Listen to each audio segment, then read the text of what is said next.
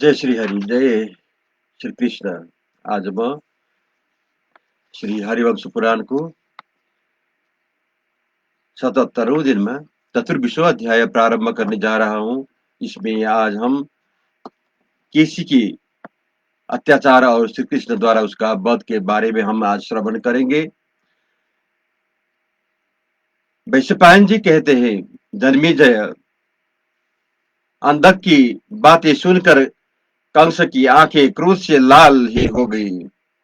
वह उनसे कुछ नहीं बोला और रोष पूर्वक उठकर अपने महल में चला गया। फिर वे सब यादव जो वहां की सारी बातें विस्तार पूर्वक सुन चुके थे, निराश होकर अपने अपने घर लौट गए। वे इस मार्ग में यह चर्चा कर रहे थे कि कंस का मस्तिष्क खराब हो गया है। अक्रूर के मन में भगवान श्री कृष्ण के दर्शन की लालसा जाग उठी थी। अतः वे भी कंस की आज्ञा के अनुसार उठे और मन के समान शीघ्रगामी श्रेष्ठ रथ पर आरूढ़ हो वहां से चल दिए। उधर श्री कृष्ण को भी अपने अंगों में ही कुछ ऐसे शुभ लक्षण दिखाई देते थे जो पिता जैसे बांधव से भेंट होने की सूचना दे रहे थे। अक्रूर को भेजने से पहले ही मथुरा के राजा उग्रसेन कुमार कंस ने केसी के पास दूत भेजा और कहलाया कि तुम श्री कृष्ण का वध कर डालो। दूत की बात सुनकर मनुष्यों को क्लेश प्रदान करने वाला दुर्जय दैत्य केसी वृंदावन में जाकर गोपों को सताने लगा। केसी घोड़े के रूप में रहने वाला दुर्दांत दैत्य था और मनुष्य का मांस खाता था। उस दुष्ट पराक्रमी असुर ने कुपित होकर वहां महान संहार आरंभ कर दिया। वह ग्वालों सहित गौओं को मार डालता और गौओं का मांस खाया करता था। मदमत केसी स्वच्छंद विचरने वाला और उच्छृंखल था।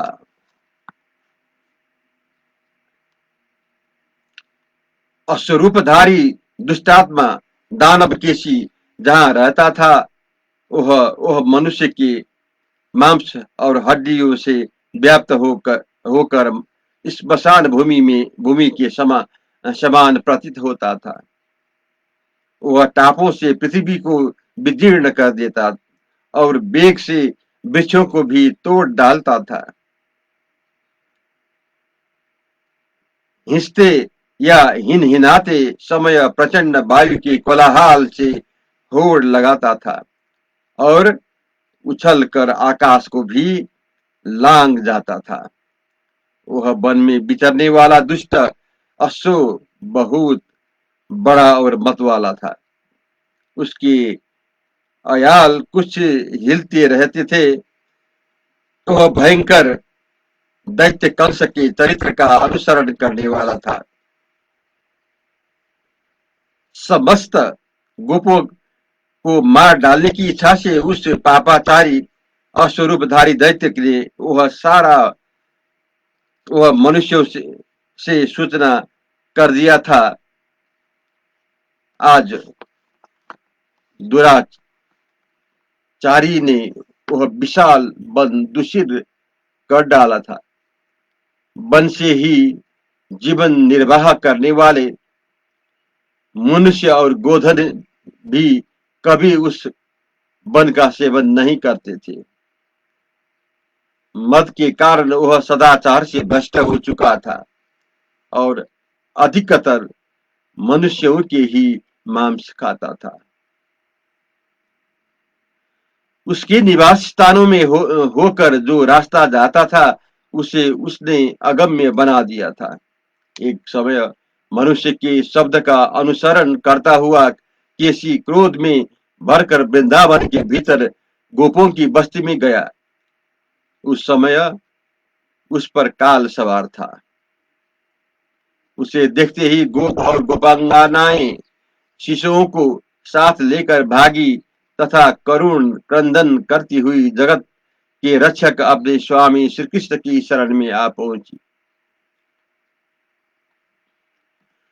गोपांगनाओं के रोदन और गोपों के क्रंदन से द्रवित होकर श्री कृष्ण ने उन्हें अभय कर दिया।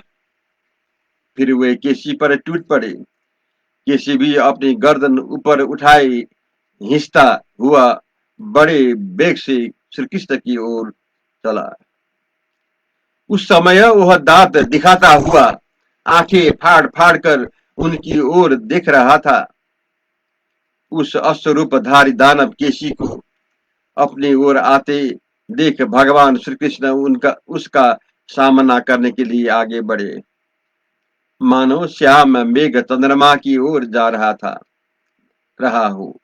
श्री कृष्ण को केसी के निकट खड़ा हुआ देख उनके प्रति मनुष्य बुद्धि रखने वाले हितैषी गोप उनसे इस प्रकार बोले, तात श्री कृष्ण, तुम सहसा इस नीच अश्व के पास न चले जाना, क्योंकि तुम अभी बालक हो और यह पापात्मा एक दुर्दर्श दैत्य है। तात यह कंस का बाहर विचरने वाला सहज प्राण है।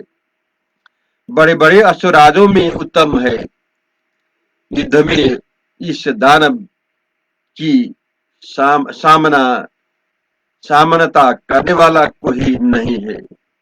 समस्त प्राणियों को त्रास देने वाला यह दैत्य घोड़ों में सबसे अधिक बलवान है। संपूर्ण भूतों में से किसी के लिए यह बाध्य नहीं है। पापाचारियों में यह सबसे अग्रगण्य है। उपर्युक्त बातें कहने वाले गोपों का वह कथन सुनकर शत्रुसूदन भगवान मधुसूदन ने केसी के साथ युद्ध के लिए विचार किया। तदंतर वह अश्व दाएं बाएं चक्कर काटता हुआ अपने दोनों पैरों से क्रोध पूर्वक वृक्षों को तोड़ने लगा। उसके लंबे अयाल वाले मुंह और घने केशों से ढके हुए कंधे पर जो मेघों की लहरों के समान बलिया चमड़ों के सिकुड़ने सी बनी हुई रेखाएं थी, वे क्रोध जनित जल पसीना टपकाने लगे।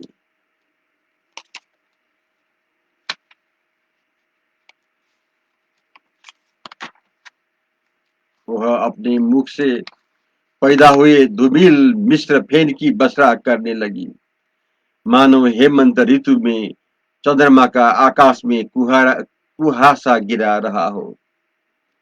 भरतनंदन, उसने अपने हिंसने के साथ निकले हुए जल कणों तथा मुख से गिरते हुए फेनों द्वारा कमल नयन श्री कृष्ण को नहला दिया। अपनी टापों से उठकर फैली हुई धूल से जो मुलेठी के चूर्ण की भांति कुछ कुछ पीले रंग की थी, उस घोड़े ने श्री कृष्ण के मस्तक के बालों को कुछ लाल सा कर दिया। केसी के पैर वहां उछल कूद मचा रहे थे। वह अपनी टापों से पृथ्वी को खोदना तथा और दांतों को पिसता हुआ श्री कृष्ण की ओर दौड़ा। अश्व में श्रेष्ठ केसी श्री कृष्ण के साथ उलझ गया। उसने अपने दोनों आगे वाले पैरों से उनकी छाती में प्रहार किया। उस बलवान दानव ने अलग अगल बगल से भी बारंबार अपनी टाप चलाई और अमित तेजस्वी श्री कृष्ण पर घोर प्रहार किया। तीखी दाढ़ ही जिसका आयुध थी, उस भयानक मुख के द्वारा रोष में भरे हुए उस घोड़े ने श्री कृष्ण की भुजाओं के अग्रभाग को दांत गाड़कर घायल कर दिया। लंबे लंबे आयल से सुशोभित केसी श्री कृष्ण के साथ जूझता हुआ उसी तरह शोभा पाने लगा जैसे आकाश में अंशुमाली सूर्य मेघ के साथ उलझ गए हो। उस बलवान घोड़े का पराक्रम उसके क्रोध के कारण दुना बढ़ गया था। उसने श्री कृष्ण की छाती पर अपनी छाती से वेग पूर्वक चोट पहुंचाने का विचार किया। तब अमित पराक्रमी बलवान श्री कृष्ण ने भी कुपित होकर उस घमंडी दैत्य के मुख में अपनी एक बाह के बहुत बड़ी करके डाल दिया। वह उनकी उस बाहों को अपने दांतों से चबाने या विदीर्ण करने में समर्थ न हो सका। उल्टे उसके दांत ही जड़ से उखड़ गए। साथ ही वह मुख से फेन सहित रक्त बमन करने लगा। उसके ओठ और गलफर फटकर दो दालों में विभक्त हो गए। स्नायु बंधन के ढीले हो जाने से केसी आंखें फटकर बाहर निकल आई। उसके होठों का निचला भाग फटकर निकल गया। उस बाहों से आविष्ट होने के कारण उसके फटे हुए दोनों नेत्रों से रक्त बहने लगा। उसके कान भी उखड़ कर गिर पड़े तथा चेतना नष्ट हो गई। उस अवस्था में केसी बारंबार छटपटाने लगा। वह बारंबार पैरों को उछालने और मलमूत्र छोड़ने लगा। उसका एक एक अंग और रोम रोम खिन्न हो उठा था। अंत में वह थक गया और उसके पैर निश्चेत हो गया। केसी के मुंह में लगी हुई श्री कृष्ण की वो बाह उसके मुखमंडल से आगे आविष्ठित सी होकर वर्षा काल में आगे चंद्रमा की किरणों से घिरे हुए बादलों के समान शोभा पाती थी। श्री कृष्ण से सटे हुए केसी का शांत शरीर शांत हो गया था। उस समय वह उसी तरह शोभा पा रहा था जैसे प्रभात कालों में अस्ताचल के शिखर पर पहुंचा हुआ चंद्रमा थक कर मेरू का आश्रय लेने पर सुशोभित होता है। श्री कृष्ण की भुजा से टकराकर केसी के सारे दांत मुख से बाहर गिर पड़े। वे ऐसे प्रतीत होते थे मानो शरद ऋतु के जल शून्य श्वेत बादलों के टुकड़े बिखरे हुए हो। जल जब केसी भली भांति शांत हो गया, तब अनायास ही महान कर्म करने वाले श्री कृष्ण ने अपनी बाहों को बहुत बड़ी करके उस दैत्य को शरीर को बलपूर्वक बीच से चीर डाला। उस युद्ध स्थल में श्री कृष्ण की भुजा द्वारा फाड़े गए केसी का मुख विकराल हो उठा। वह दानव व्यथित होकर बड़े जोर जोर से आर्तनाद करने लगा। उससे सारे अंग शिथिल हो गए थे। वह चक्कर काटता हुआ मुंह से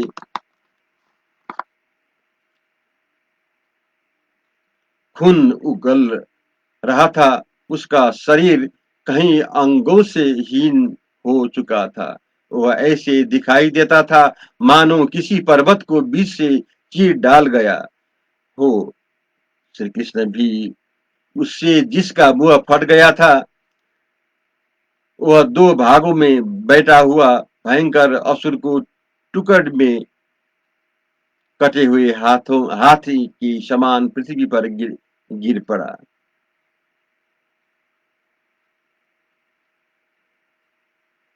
श्री कृष्ण की भुजा से कटे हुए शरीर वाले केसी का रूप पिनाक पाणी भगवान रुद्र द्वारा मारे गए पशु महिषासुर के समान अत्यंत भयंकर प्रतीत होता था। केसी के शरीर के वे दोनों खंड, दो पांव आदि, पीठ आदि, पूछ तथा एक एक कान, आंख और नासिकांद्र से युक्त हो पृथ्वी पर पड़े पड़े अनुपम शोभा पा रहा था। केसी के दांतों से घायल हुई श्री कृष्ण की वह बाह ऐसे सुशोभित हो रही थी कि मानो वन में गजराज के दांतों के आघात चिन्ह से अंकित कोई बहुत बड़ा साल का वृक्ष हो। इस प्रकार युद्ध में केसी को मारकर उसके शरीर के टुकड़े टुकड़े करके कमल नयनंद श्री कृष्ण वहीं हंसते हुए खड़े रहे। उस केसी के मारा गया देख गोप और गोपांगनाएं बहुत प्रसन्न हुई। सबके विघ्न नष्ट हो गए, कष्ट दूर हो गए। स्थान और अवस्था के अनुसार सभी गोप बारंबार श्रीमान दामोदर का पूजन करते हुए प्रिय वचन द्वारा उनका अभिनंदन करने लगा।